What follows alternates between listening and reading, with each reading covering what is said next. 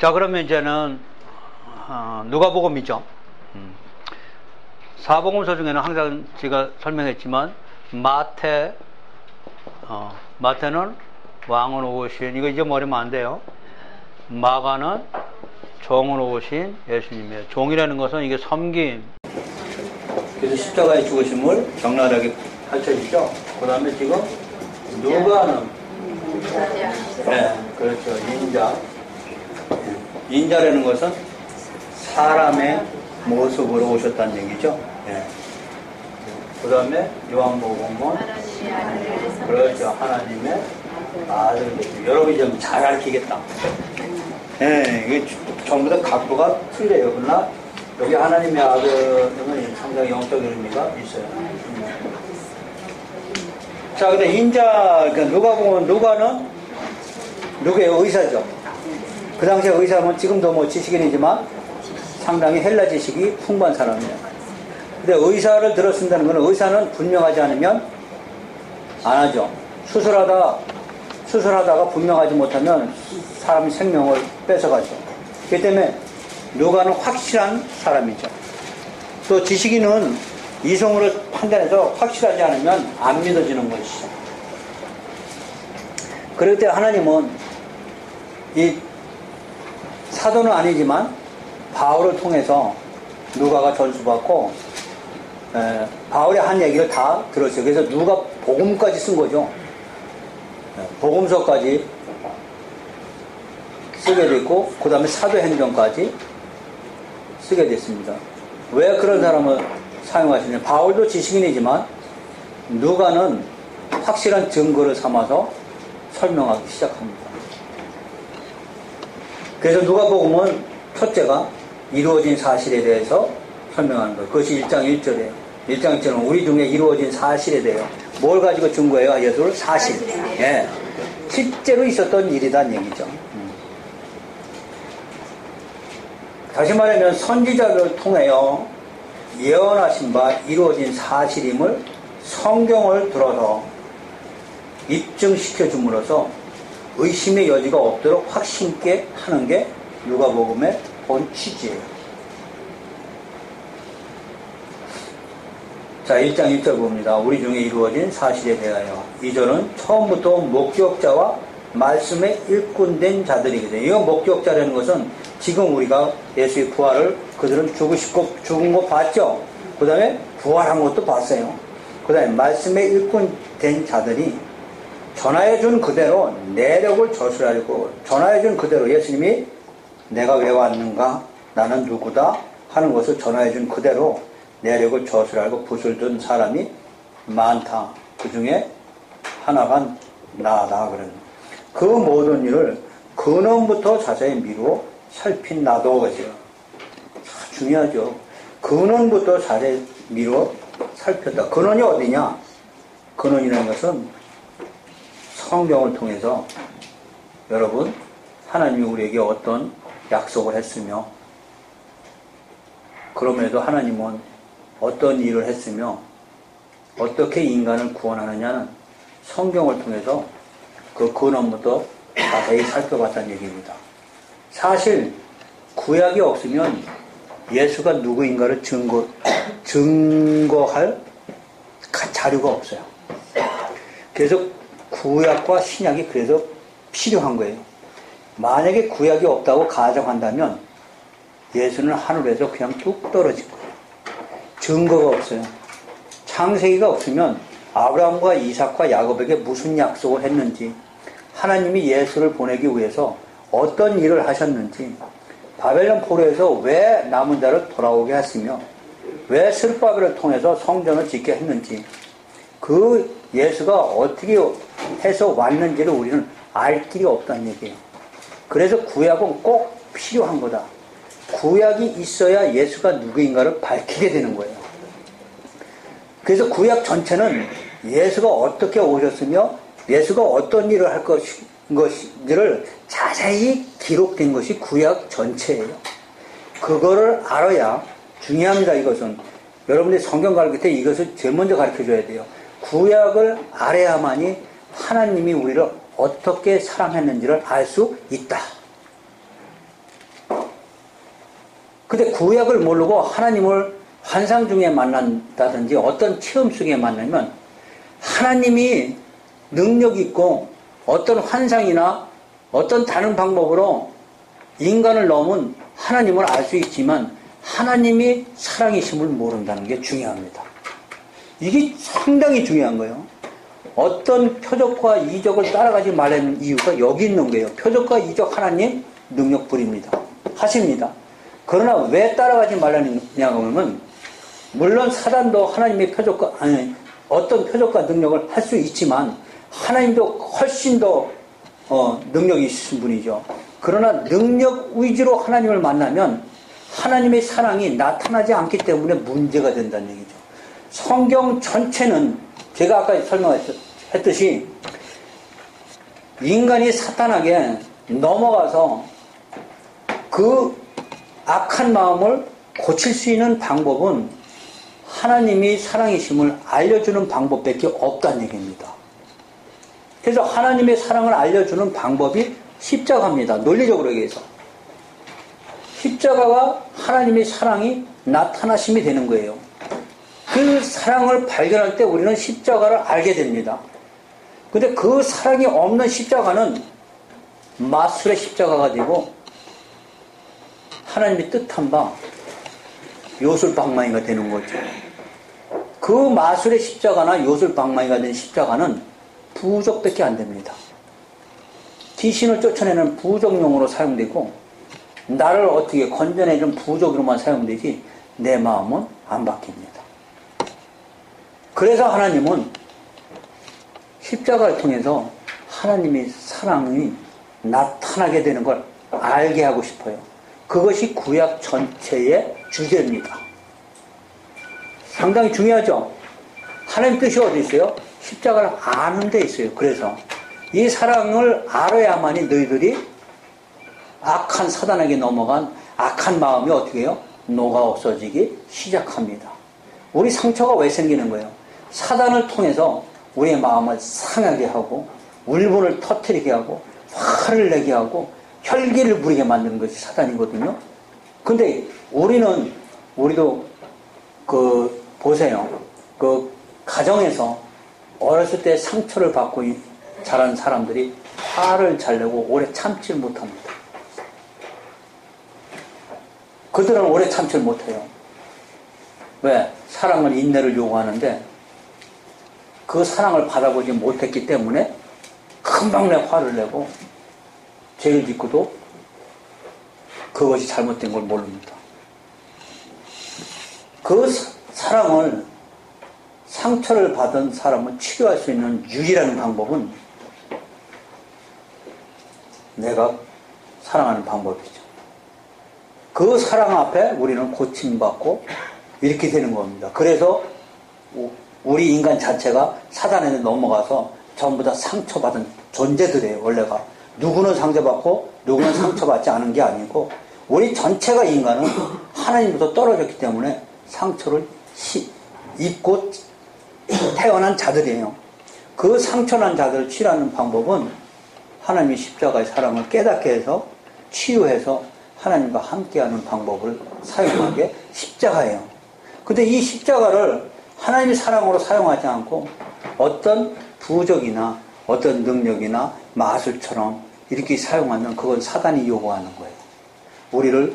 그거는 나를 문제 해결하는데 도움이 될지언정 나를 변화시키지 못한다는 얘기예요. 상당히 중요합니다. 이게 기독교의 원래의 하나님이 십자가를 내어준 예수님을 내어준 하나님의 뜻이에요. 그래서 십자가는 하나님의 사랑이 나타났고 하나님의 의의가 나타났고 이걸로서 너희들이 나와 함께 할 수 있느니라. 뭘 받아서 사단에 넘어간 이 악한 마음이 그 하나님의 사랑을 힘입어 내가 치유가 되고 내가 다시 하나님의 사랑을 알게 됨으로써 하나님과 함께 된다는 얘기죠.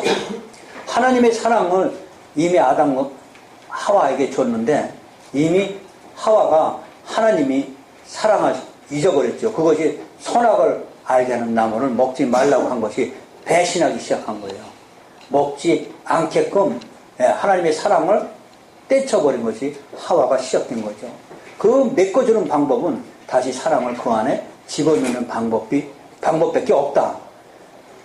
인간을 살릴 수 있는 방법은 어떤 표적이나 이적이나 어떤 병 고침이나 어떤 것이 이루어지는 게 아니고 하나님의 십자가의 사랑을 깨닫게 됨으로써 우리는 다시 하나님 앞에 거듭나게 될 것이다. 뭔 얘기인지 아셨죠? 그것이 전체 성경의 하나님의 뜻입니다. 여러분, 성경 전체의 하나님의 뜻이 무엇인지를 알아야 성경 해석이 됩니다. 그것이 복음이에요. 간단히 얘기해서요. 이 복음을 알아야만이 성경이 해석되고 이 복음을 알아야만이 우리가 변화되고 거듭나고 베드로가 얘기한 것처럼 썩어질 씨로 된 것이 아니라 썩어질 씨가 우리 행위 얘기하는 거예요. 썩어질 씨가 베드로전서 1장 23절이에요. 썩어질 씨로 된 것이 아니고 썩지 아니할 씨, 하나님이 해주신 일, 곧 하나님의 말씀으로 거듭나느니라. 뭘로 거듭난다고요? 하나님의 말씀으로 거듭나. 이 말씀이 뭐다? 복음이에요. 그 복음, 하나님이 해주신 일, 하나님이 해주신 일이면 이 세상은 모든 것이 썩지만 하나님이 해주시는 영원히 불변하는 예수님의 십자가는 썩지 않냐 씨거든요. 그 씨, 그 말씀만이 우리를 거듭나게 한다는 얘기입니다. 아셨죠? 이게 전체 성경의 해석의 뜻이에요. 이거 알기 상당히 어렵습니다. 이걸 모르면 성경을 보는 눈이 달라지죠. 어떻게 달라져요? 어떤 사람은 문자를 보면 우리 행위만 지키라고 성경은 써있구나 해서 맨날 뭐만 지키려고 그래요? 십자가의 사랑은 복음은 제쳐놓은데 하나님 앞에 내 행위만 자랑하려고 그러죠. 하나님이 이거 안 하면 나 치지, 이거 해야만이 나 하나님이 기뻐할 거야 하면서 자꾸 행위만 강조하고, 그것이 행위가 전부 다 비슷하게 영성, 성화 뭐 이런 걸로 자꾸 가고 있어요. 그렇지 않아요. 하나님은 그것이 원하는 게 아니고 십자가의 사랑을 통해서, 예수님을 통해서 내가 너희들을 어떻게 사랑한 것을 알게 해주는 것이 뭐야? 하나님의 뜻입니다. 나는 인애를 원하고 제사와 번제보다 하나님 아는 것을 원한다. 하나님 아는 것을 원하냐. 하나님은 하나님 아는 것을 원하지 제사와 번제보다 지금의 어떤 형식, 수단, 예배, 무슨 절기, 무슨 헌금, 이것보다 하나님 아는 것을 원한다고 성경은 분명히 얘기합니다. 그 하나님 아는 것이 뭐예요? 십자가입니다. 십자가를 통해서 왜 보냈는지, 왜 하나님이 예수님을 죽였는지, 왜 그리고 어떻게 했는지, 그 어떻게 했는지가 그 안에 내가 들어가 있죠. 나를 하나님이 사랑했기 때문에 예수를 죽인 거니까요. 그분이 나를 사랑하지 않았으면 나는 예수님을, 하나님을 보낼 필요가 없었죠. 그래서 십자가를 알아야만이 우리가 거듭난다는 말씀이에요. 이것이 성경 전체의 의미인데 이것이 복음입니다. 그래서 복음을 전하라고 여러분들을 불렀고 저를 불렀습니다. 온 세상의 모든 종은 이 복음을 전하라고 성경을 기록하고 있어요.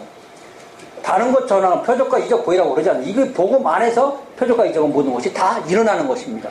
아까 얘기했듯이 모든 표적과 이적은 말씀을 증거하니까요. 그럼 주제는 뭐예요? 복음이죠.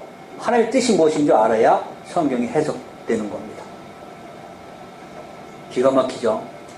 여러분 아셔서 이거 상당히 중요합니다. 이걸 모르면 성경 해석이 내 자의적인 해석이 되기 때문에요. 전체의 하나님의 뜻이 무엇인지를 알아야 그 안에서 해석이 되어야 됩니다. 아셨어요? 그 안에 별도로 해석하면 이단이 나오고 자의적 해석하면 불법을 행하는 자가 돼버려요. 그것이 마태복음에서 설명하신 거예요. 너희들이 나의 이름으로 귀신을 쫓아내고 뭘 했어요?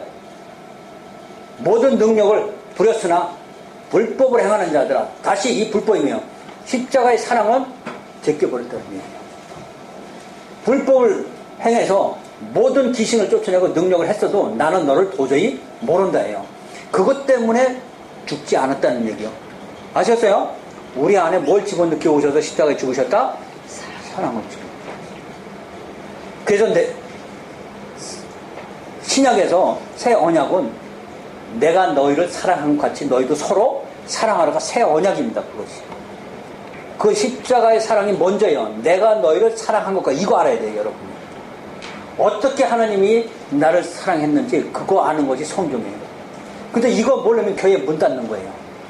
그 교회에서 귀신을 쫓아내고 어떤 영성이 되고 무슨 능력이 있었지만은 그 교회는 이미 복음이 떠난 교회예요. 그래서 말라기가 왜 문 닫는 거예요? 네, 내가 너희를 사랑하였는데 너희는 말하기를 하나님이 어떻게 우리를 사랑했냐고 얘기하는 거죠. 기가 막힙니다. 나는 너희를 사랑했는데 너희는 하나님이 어떻게 사랑했냐고 나한테 반문하는데 네가 나를 몰랐다는 얘기예요. 그러면 하나님은 사랑이신 하나님을 모르니까 교회는 문 닫아야 해요. 그래서 말라기 때 성문 닫는 거예요. 아셨어요? 왜 닫았는지 11조 안에서 닫은 거 아니에요. 하나님 그런 치산 하나님 아니라고요. 뭘 몰라서 닫은 거다? 하나님이 사랑인 걸 모른다는 거죠. 그걸 모르면 너희들 마음은 절대로 변할 수가 없으니까. 그걸 알려면 어떻게 돼야 되느냐? 3절입니다. 그 모든 일을 근원부터 자세히 미루어 살펴야 됩니다. 아셨어요? 근원부터 여러분 살펴요? 이거 살펴야 돼요. 저 어떻게 해서 이 사실을 알게 됐어요? 저 하나님 만나기 전에 저 먼저 뭐 보여줬어요? 하나님 살아계신 거 체험을 통해서 보여줬어요. 네, 십자가 다 보여줬고 이미 사명 다 받았고 근데 그 하나님이 누군지 저는 알고 싶었어요. 그 하나님이 누군데 나한테 난데없이 십자가를 보여주고 난데없이 사명을 주고 난데없이 해결을 시키고 난데없이 왜 하나님을 알게 했는지 그 하나님이 누군지를 알고 싶어서 저는 근원부터 살피기 시작한 게 태초에 하나님이 천지를 창조하시나부터 살피기 시작한 거예요. 그랬더니 하나님의 뜻이 나를 향한 하나님의 뜻이 무엇인지 나는 성경 말씀을 통해서 자세히 알게 됐다는 것이죠. 아셨어요? 상당히 중요합니다. 지금 누가가 지금 설명하는 게 바로 그겁니다. 누가는 유대인은 아니지만 이미 바울에게 구약을 얘기 다 들었고 그는 이미 유대인의 구약 성경을 근원부터 자세히 살펴보기 시작했다는 사실을 여러분이 알기 시작합니다. 그러나 우리는 하나님 알기를 이렇게 근원부터 잘 살피려고 들지 않아요. 아까 얘기했처럼 하늘문을 여는데 또는 표적과 이적하는데 우왕좌왕하고 광야 40년 돌아다니다가 결국에 하나님의 은혜 입혀서 나중에 진리 앞에 서게 되는 것이죠. 아셨어요? 그것도 하나님의 은혜입니다. 지금 누가는 의사입니다. 3절이 중요합니다. 그 모든 일을 근원부터 자세히 미루어 살핀 나도 데오빌로 각하에게 차례대로 써보내는 것이 좋은 줄 아느니 데오빌로 각하는 아마 이방인이지만은 지금 하나님 안에 들어온 사람입니다. 이는 각하가 알고 있는 바를 더 확실하게 하려 합니다. 데오빌로 각하가 누구냐 어쩌냐 이거는 아무 의미가 없어요. 그냥 뭐예요? 모형이에요. 지금은 이 데오빌로 각하에게 이 복음의 말씀을 전하는 것이 내용이 더 중요하지 데오빌로 각하가 누구냐고 학문적으로 아무 해봤자 하나님의 뜻은 드러나는 게 아니니까요. 우리는 엉뚱한 데 신경을 많이 쓴다니까요. 그게 중요한 게 아니고 데오빌로 각하에게 누가가 무슨 말을 했는지가 더 중요하죠. 그죠? 그것이 이제 5절부터 시작입니다. 유대왕 헤롯 때에 아비야 반열에 제사장 한 사람이 있었으니 이름은 사가랴요 그의 아내는 아론의 자손이니 이름은 엘리사벳이라. 자, 이방인이 누가는 지금 뭘부터 유대인의 족보를 다 지금 드시고 있습니다. 그러면서 아비야 반열이라는 것은 헤롯 대왕 때 아비야 반열은 24반열입니다. 제사장은 24반열을 나눠 가지고 성전을 일주일씩 돌아가면서 24번째 돼야 내 차례가 오겠죠. 그죠? 제사장이 그때 많으니까.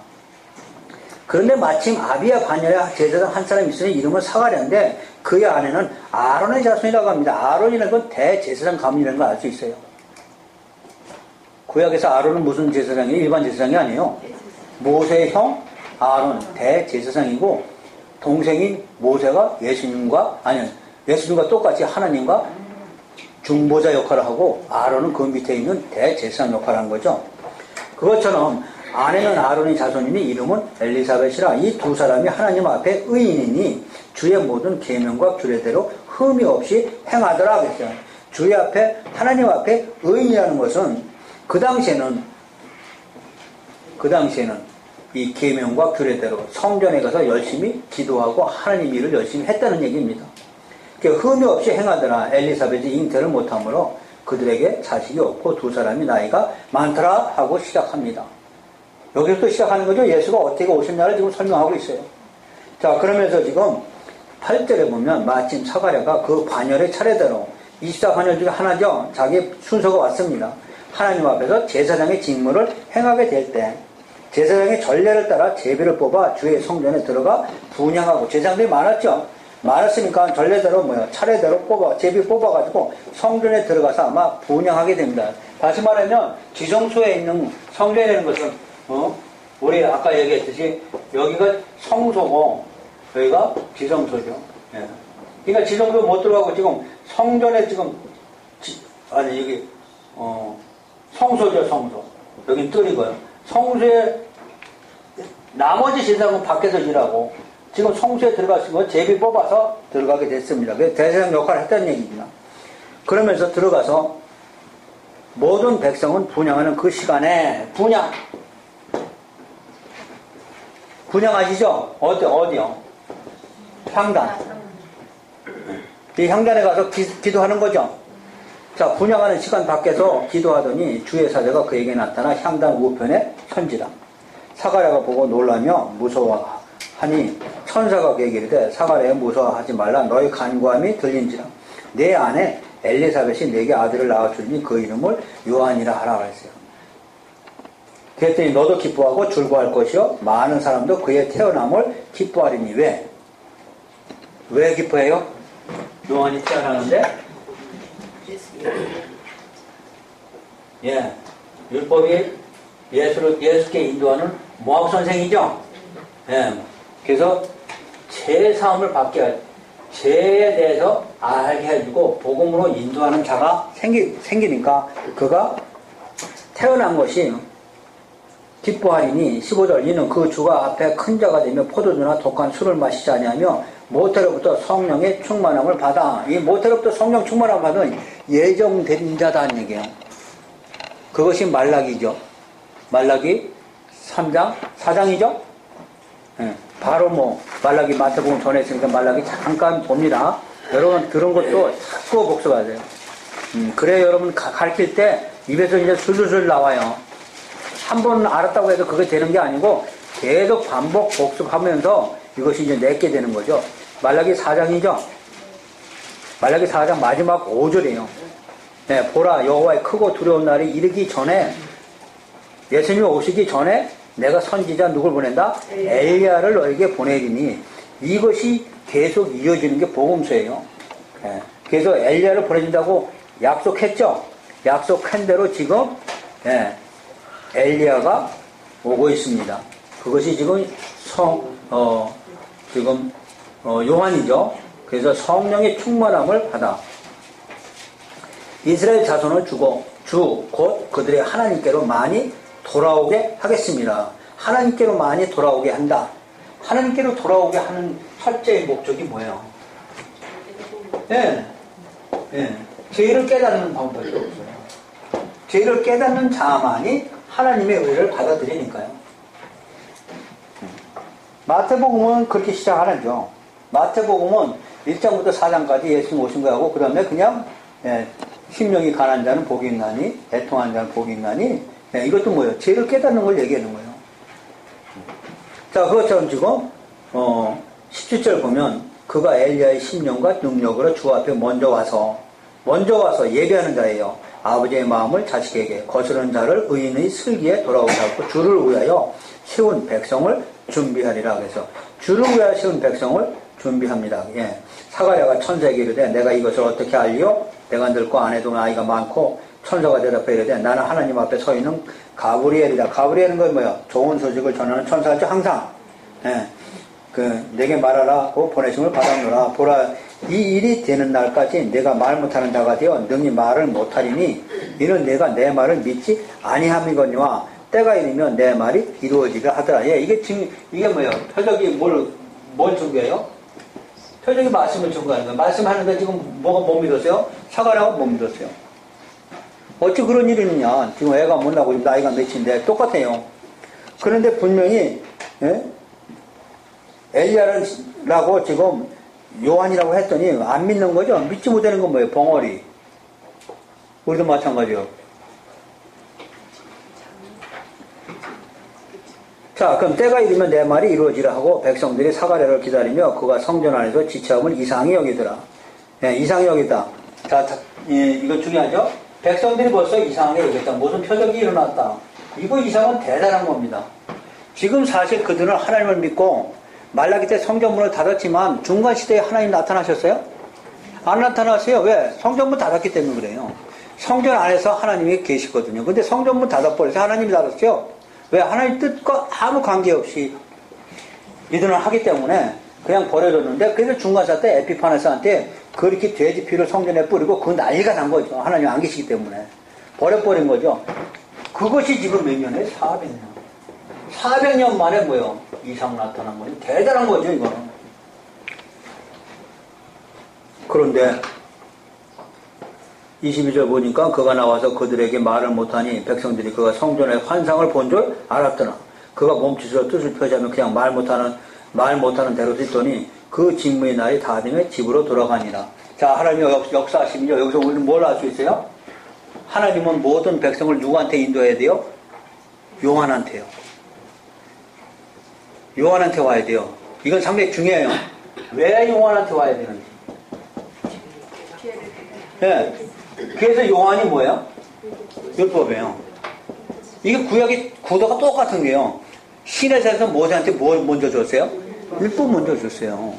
그 다음에 뭘 준 거예요? 성막. 성막이 예수님의 예표라고 했죠? 그러니까 뭘 먼저, 그 율법을 먼저 준 거예요. 그러니까 율법을 통해서 죄를 깨닫게 하면서 이제 예수를 만나야 되는 거죠. 그럼 요한한테 전부 몰아줘야 되는데 뭘 보여줘야 돼요? 표적. 그래서 표적이 일어났어요. 모든 사람이 누구한테 가라? 요한한테 가라. 지금 보여줬죠? 제사장이 성막 안에 들어가서 기도 중에 뭐예요? 벙어리가 돼버린 거죠. 나와서 말을 해야 되는데 벙어리가 돼서 말을 못한 거죠. 어려 하니까 저 제사장이 뭘 봤나 보다, 환상 중에 뭘 봤나 보다 이렇게 생각했죠. 자, 그런데 23절 그 직무에 날이 다 되면 집으로 돌아가니라. 이후에 그의 아내 엘리사벳이 잉태하고 5달 동안 숨어 있으며 날이 이르되 주께서 나를 돌보시는 날에 사람들한테 부끄러움을 없게 하시려고 이렇게 행하심이라 하더라. 예, 아내 엘리사벳이 잉태하고 5달 동안 숨어 있었죠. 그러고 나서 나를 돌보시는 날에 사람들한테 부끄러움 없게 하시려고 이렇게 행하심이라 하고, 부끄러움이 없다는 것은 자기가 믿지 않았기 때문에 지금 벙어리가 됐는데, 가브리엘 천사가 말한 대로 엘리사벳한테 임신이 됐습니다. 근데 여기 5달이라고 그러죠. 이 5달이고 6달 될 때 마리아한테 가브리엘이 또 찾아가서 마리아한테 예수님을 잉태합니다. 그래서 먼저 엘리야가 와야 됩니다. 다시 말하면 예수님 만나기 전에 우리도 먼저 내가 죄인임을 고백해야 됩니다. 죄인임을 고백하지 않으면, 죄인임을 먼저 깨닫지 않으면 예수님은 나에게 마술사로 바뀝니다. 죄인임을 깨닫고 십자가 안에 나오면 예수가 죄에서 구원한 나의 주가 되는 것이고, 죄인임을 깨닫지 않고 그냥 나오면 예수님이 나한테 마술사가 됩니다. 그래서 죄인임을 깨닫게 하는 게 제일 중요합니다. 그럼 죄인임을 어떻게 깨닫게 하느냐? 예수님이 마태복음에서 보여준 거죠. 너는 로마서에서 마찬가지고요. 성경 전체가 그렇습니다. 오로지 의인은 하나도 없나니. 이방인도 죄인이고, 말씀을 맡은 유대인들도 율법을 지켜서 의인 되려고 했지만 결국은 율법을 다 지키지 못하고 해치는 무덤이 됐다. 그러므로 이방인 모두가 죄인이다. 그 죄인임을 깨닫는 자는 예수를 만나게 되어 있죠. 지금도 마찬가지예요. 예수를 만나고 교회에 오는 자들이 전부 다 죄인임을 실제로 마음으로 깨닫느냐는 얘기죠. 겉으로는 죄인 척하고 나는 죄인 아니라고 혹시 자부하지 않나요? 네, 예수를 그렇게 만나는 거 아니에요. 정말로 내가 죄인임을 깨달았고 내 마음으로 통해하는 애통하는 마음이 있어야 정말로 그 예수의 십자가가 나한테는 빛나니까요. 그 예수의 십자가가 그때서야 나한테 빛이 되니까요. 그렇지 않으면 요술사예요. 하나님 마술사군요. 근데 우리는 과연 빛 대신 예수님을 가리키는지 아니면 마술사인 예수님을 가리키는지 그건